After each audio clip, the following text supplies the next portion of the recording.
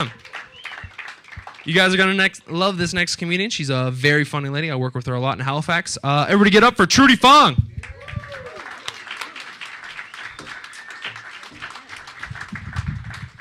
Thank you, Dan. That's quite the stage. I had to get a little boost up from him. You're looking at me and you're thinking, oh my God, I was expecting a Chinese comedian. Trudy Fong, sure. And how does that happen, people ask. I am an old-fashioned girl. I changed my name when I got married, but I did do something very modern. By show of applause, how many people here are married? And the rest of you are single, and I'm telling you, when you get married, if you want to, you can steal my marriage vows. I wrote my own vows. That was very, very modern, and these are my vows. I, Trudy Fong, having examined all of the options for unhappiness, have decided to make you my one big regret. Rather than stringing it out through a series of badly thought-out affairs and one-night stands, you and only you will disappoint me till death do us part.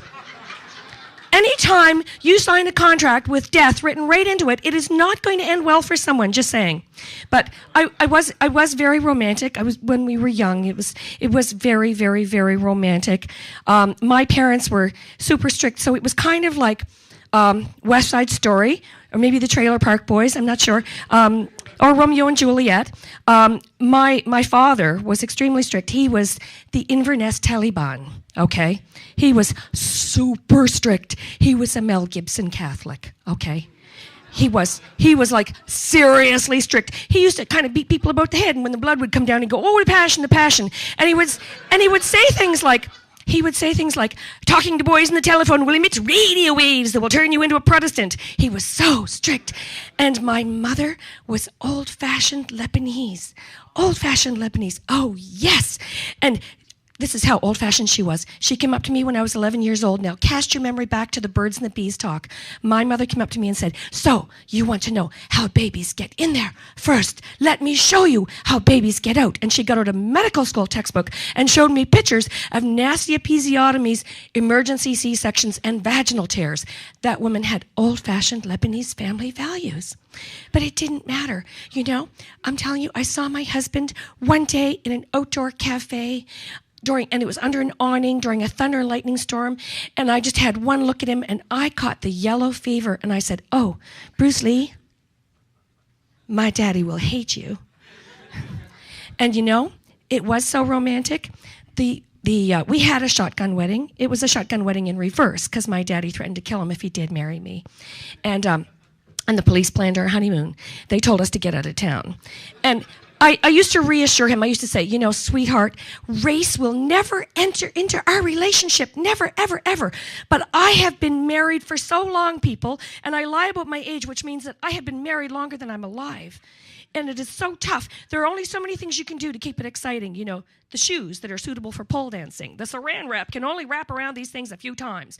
You start to run out of ideas, and then one day it hits you that race may be the foundation of our entire relationship. And it does leave the door open for a lot of very fun scenarios in the bedroom. Like, how about this one? Is it our turn to play Japanese prisoner of war camp tonight? Oh, Commandant, I can't, but I do need to eat. or how about this one? Oh, Genghis Khan, come pillage my village. The rest of the girls can wait their turn. Or my personal favorite, when you want to play colonial overlord, you do a good job, humps up low, or you are back out there harvesting rubber. It's so romantic. And now, I will say my husband does need to learn more foreign accents. Okay, we need to broaden our scope. Now, I tell you, I don't know how many people here still really watch regular television. There are commercials, which are really fascinating. And one of my personal favorites is this commercial where this older lady comes on and says, my grandson asked me about the day he was born, and I told him all about it. And then he asked me about my grandfather, and I didn't know a thing to tell him. And I think, really, Grandma, you don't know a thing about Grandpa? But then she went on Ancestry.com and got the straight goods on Grandpa, and they were all shiny things. And I thought, how could they be so shiny if Grandpa ran out on you, Grandma? But oh no, They were shiny things, just shiny things. Now, my brother went on Ancestry.com, and he called me up all excited and said, Trudy, you're not going to believe this. We are 11th cousins of Queen Elizabeth, the Queen Mother, through the McEachern side. Oh, my God. Glory be. 11th cousins of Queen Elizabeth, the Queen Mother. Now we'll have to drink our tea with our pinkies up. We are lords and ladies, only 3 times removed. But I did have a math minor in university, and I crunched the numbers, and it's me and 500,000 other people, okay? Now, experts have calculated that if you are of European extraction, everybody in Europe is no further out than 1/16th cousin of everybody else, which means that we are all no further out than a 1/16th cousin of Adolf Hitler. Let's pause for a moment and consider Cousin Adolf, shall we? How is it that they only know shiny things in that vault in Salt Lake City? They've got the straight goods in your family, but nobody has a scoundrel in the family?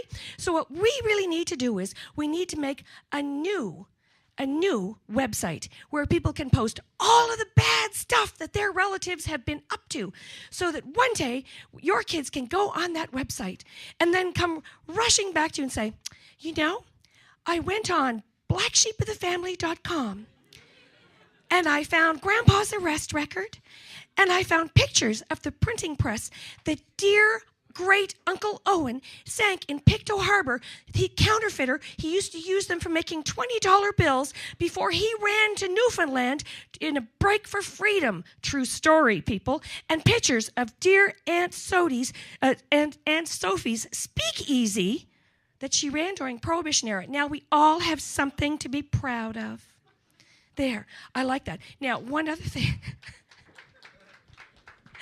One other thing that I'm really proud of is they've done scientific. I have a science degree, incidentally, and I do love to read science. And they have done scientific tests where they have put probes on men's chests, and they have monitored various things. And what they have discovered is that when women tell men about the crap that bothers them, men actually try to care. Isn't that amazing? How about the women in the room give a round of applause for the men for actually trying to care before they grab the remote and go back to the game, okay? Let's hear it. Let's hear it. Well, men get put down too much, but they really try to care, okay? But here's the fun thing, girls, okay? What they discovered was that when the women find out that men care about the stuff that they care about, the women don't really care if men care. They do not care. In fact, all the women really want is for the men to pretend to care. That's good enough. As long as the men don't say, honey, I don't care. They don't want you to admit you don't care. But they definitely don't really care if you care, okay? So I know this sounds a little confusing. So to recap, men really try to care. Women don't care if you care. But they want you to pretend that you care because they care that you don't admit that you don't care, okay? But here's the third part of that, all right? Ready for this? Guys, pay attention. When men find out that women don't really care if they care, and that men could have gotten away with faking caring, they get really upset. Men are not happy with the idea that they could have gotten away with faking. Man, do they care? And that is really quite amazing, because when you think of it, women fake all the time and men don't care. And I think that's my time. Come on back up, Ted.